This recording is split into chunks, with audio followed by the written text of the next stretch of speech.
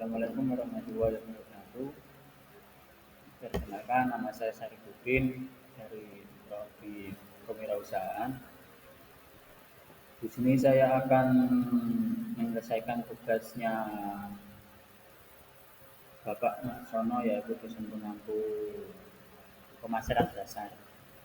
Dan tentu saja di sini saya akan presentasi tentang konsep harga. Apa itu konsep harga? Lanjut. Pengertian konsep harga. Konsep harga adalah nilai tukar atau jumlah uang yang harus dibayarkan untuk mendapatkan produk. Artinya, kalau kita sudah memiliki harga atau konsep harga itu adalah suatu nilai tukar atau jumlah uang. Jumlah uang kita mau membeli sesuatu itu harus ada harganya. Jikalau sesuatu itu tidak ada harganya, itu tidak bisa dinamakan jual beli. Orang memberikan harga dan kita membelinya dengan harga yang ditawarkan oleh seorang tersebut. Nah, lanjut. Harga adalah jumlah uang yang dibutuhkan untuk membeli barang. Harga merupakan komponen penting. Jadinya harga adalah suatu komponen penting dari strategi pemasaran dan harus selalu dilihat dalam konteks strategi pemasaran. Jadinya jikalau kita tidak mempunyai suatu harga pada suatu barang itu, ya kita tidak bisa menentukan strategi pemasaran yang tepat. Soalnya apa? Tanpa adanya harga, suatu barang itu nggak ada nilainya sama sekali. Itu. Lanjut. Tujuan penetapan harga. Pada umumnya ada 4 jenis tujuan penetapan harga. Satu, berorientasi pada laba. Jadi di sini ada empat tujuan dalam penetapan harga, yaitu tujuan pada laba, tujuan pada volume, tujuan pada sejahtera, dan tujuan stabilisasi harga. Lanjut. Faktor-faktor yang mempengaruhi penetapan harga. Satu, sasaran. Jadinya di sini kita membahas tentang faktor-faktor yang mempengaruhi tentang penetapan harga. Yang pertama yaitu sasaran. Kita jikalau sudah menentukan suatu harga itu harus ada sasarannya. Siapa sasarannya yang akan kita tuju. Jadi semisal kita menetapkan harga suatu barang, harga jual suatu barang itu, nah kita harus tahu siapa sasaran yang akan kita tuju. Contoh, ketika kita menetapkan harga barang dengan katakanlah nilainya 100.000 untuk kalangan kelas menengah ke bawah, itu bisa dikatakan adalah sasaran yang kurang tepat. Soalnya biasanya kalau ekonomi kelas tengah ke bawah itu dengan harga 100.000 itu pasti akan keberatan. Jadinya yang pertama yaitu kita harus bisa menentukan sasaran yang akan kita tuju. Itu. Kedua adalah biaya. Biaya adalah salah satu faktor penting yang perlu dipertimbangkan dalam menentukan harga jual produk. Biaya yang dimaksud adalah biaya produksi, meliputi bahan baku, tenaga kerja, biaya siswa, biaya sewa alat produksi, biaya pengiriman, biaya pasang iklan. Ketika kita mau menetapkan harga itu kita harus memikirkan suatu biaya. Nah, biaya di sini adalah faktor penting yang perlu dipertimbangkan dalam menentukan harga jual produk. Jadinya sebelum kita menentukan harga jual itu ya kita harus memikirkan biaya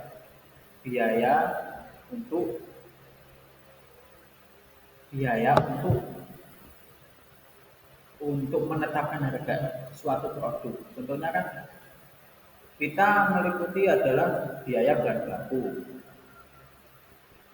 Biaya bahan bakunya berapa, tenaga kerjanya berapa, biaya sewa dan produksi, biaya pengiriman, biaya pasang iklan. Nah, setelah itu kita sudah kalkulasikan semua, kita jumlahkan semua. Nah, itu kita baru bisa menetapkan harga suatu produk. Jadinya tanpa kita tidak mengetahui biaya operasional suatu produk, ya kita belum tentu bisa menetapkan harga jual produk itu. Contoh semisal kita mau membuat apa ya, hmm, apa ya, kita membuat sabun nanti, ya itu kita harus menentukan, ya kita harus memikirkan biaya-biaya apa yang akan kita keluarkan, berapa yang akan kita keluarkan untuk membuat sabun mandi itu. Dan setelah kita sudah menjumlahkan semua biaya operasional dalam pembuatan produksi sabun mandi itu, lah kita baru bisa menetapkan harga jual sabun mandi itu. Tiga, yaitu adalah sasaran dan dua biaya. Lanjut, faktor-faktor yang mempengaruhi penetapan harga. Ini lanjutannya tadi. Yang ketiga adalah profil pasar perusahaan. Jadi kalau profil suatu perusahaan itu baik atau bisa dikatakan sudah dikenal masyarakat, itu pasti kalau kita menentukan penetapan harga itu, ya bisa dikatakan sangat mudah. Soalnya apa? Ketika profil pasar perusahaan itu sudah di, apa ya, dikenal oleh kalangan masyarakat, itu pasti ya agak sedikit yang akan membeli produk tersebut. Nah, dan di sini dijelaskan bahwasanya profil pasar perusahaan itu adalah riset pasar yang dilakukan untuk memahami permintaan pasar, kebutuhan, dan masalah yang dihadapi target audiens. Sehingga kita harus tahu permintaan pasar itu apa, permintaannya itu apa, kebutuhannya itu apa. Jadi kalau kita sudah tahu semuanya, kita bisa memproduksi kayak suatu barang dan kita bisa menetapkan harga barang tersebut. Yang keempat adalah pesaing. Saing adalah perusahaan yang menjual produk sama atau layanan yang sama. Saing berperan dalam penetapan harga melalui strategi penetapan harga berbasis persaingan yang juga dikenal dengan competition based pricing atau competitive pricing. Ya, pesaing ini dimanapun pasti ya ada. Tapi kalau kita sudah menjadi pengusaha, kita mempunyai perusahaan dan kita menjual produk itu ditiru oleh orang lain, ya kita jangan langsung menyalahkan orang lain tersebut. Tidak boleh, soalnya apa? Itu adalah, ya bisa dikatakan dalam suatu bisnis ya pesaing. Tinggal kita bisa menyingkapinya itu gimana. Kalau kita nggak berinovasi atau kita nggak melakukan suatu riset-riset permintaan pasar atau inovasi untuk memperkembangkan produk yang kita punya, ya kita ya akan kalah. Soalnya apa? Kalau kita nggak mau yang namanya usaha itu ya harus selalu berinovasi, mengikuti zaman. Kalau kita nggak mau mengikuti zaman, stuck di situ-situ aja, ya kita harus menerima kenyataan bahwasanya ketika pesaing kita lebih unggul, ya kita harus menoleh ke belakang di mana produktivitas produk kita itu baik atau enggak, dan ini itu dan itu harus selalu dievaluasi oleh seorang pengusaha. Tuh, lanjut.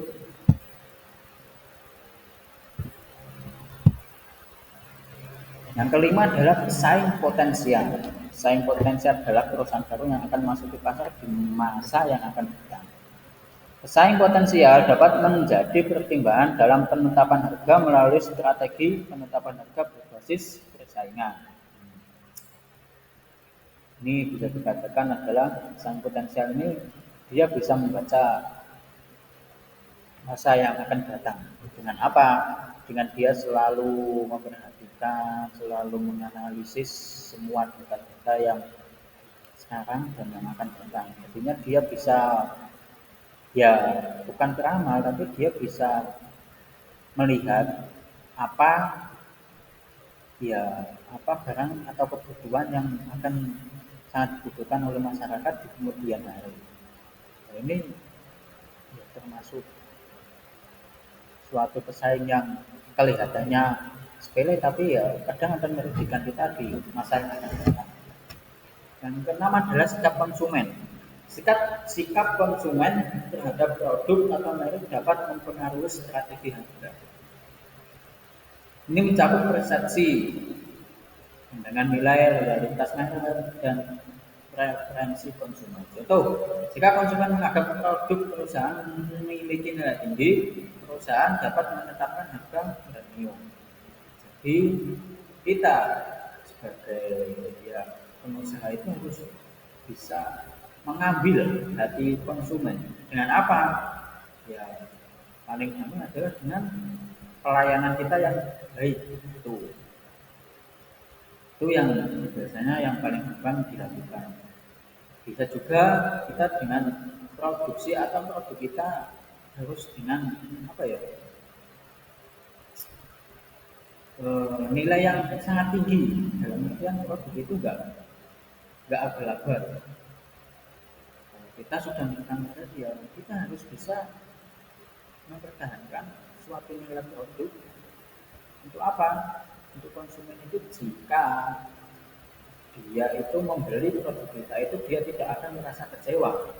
Ketika konsumen tidak merasa kecewa, konsumen akan puas. Nah, ketika puas, konsumen akan ya menjadi pelanggan kita. Karena kan pelanggan ya dia akan menilai produk kita itu bagus. Ketika sudah dinilai bagus, pasti akan disebarluaskan kepada masyarakat lain. Nah, itu sudah suatu keuntungan bagi kita. Kita memberikan pelayanan kepada konsumen satu, tapi pelayanan itu sangat baik. Kita nggak usah memasarkan kemana-mana. Konsumen itu pasti akan lambat laun dia akan membicarakan atau apa ya akan menyuruh teman-temannya untuk belanja atau membeli produk yang kita buat. Lanjut yang ketujuh adalah produk substitusi. Produk substitusi adalah produk lain yang bisa menggantikan produk yang ditawarkan oleh perusahaan. Perubahan harga barang substitusi dapat mempengaruhi permintaan barang lainnya. Jadi kalau kita mempunyai apa ya perubahan harga barang itu juga mempengaruhi permintaan barang lainnya. Setelah kita suatu contoh gini, kita menetapkan harga jual sabun mandi itu dengan harga katakanlah 5.000. Nah itu di suatu saat harga jual sabun mandi itu kita naikkan menjadi 10.000 lah. Itu akan mempengaruhi permintaan barang lainnya. Itu yang dinamakan produk substitusi. Yang kedelapan adalah kendala hukum. Kendala hukum adalah regulasi dan peraturan pemerintah dalam mempengaruhi penetapan harga, seperti kebijakan harga maksimum, pajak, dan persyaratan keamanan produksi. Contoh perusahaan harus mematuhi regulasi harga yang ditetapkan oleh pemerintah untuk produk tertentu, misalnya obat-obatan. Kalau masalah ini ya sangat sulit. Ini apa? Kalau sudah membahas tentang hukum itu kita harus mau nggak mau kita harus menaati peraturannya pemerintah. Kita nggak bisa semena-mena menentukan harga suatu barang ketika perusahaan itu sudah apa saling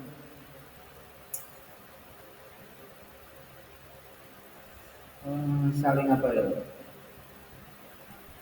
kerjasama dengan pemerintah itu nggak bisa. Sebetulnya kalau pemerintah itu sudah ada hukum ya kita harus mau nggak mau kita harus menaatinya. Seperti apa contohnya bagaimana? Kita nggak bisa memberikan suatu tiket jual atau bahan itu dengan semena-mena. Lanjut, yang terakhir adalah kesimpulan. Kesimpulan di sini yaitu konteks adalah suatu yang dilakukan yang dapat digunakan untuk memberikan manfaat suatu barang atau jasa bagi individu atau kelompok pada waktu dan lokasi tertentu dengan uang atau barang lainnya dan memiliki fungsi bagi perekonomian konsumen dan perusahaan. Jadi kita harus memperhatikan semua faktor-faktor tertentu saat akan menetapkan harga. Cukup sekian yang dapat saya sampaikan. Kurang lebihnya saya mohon maaf. Assalamualaikum warahmatullahi wabarakatuh.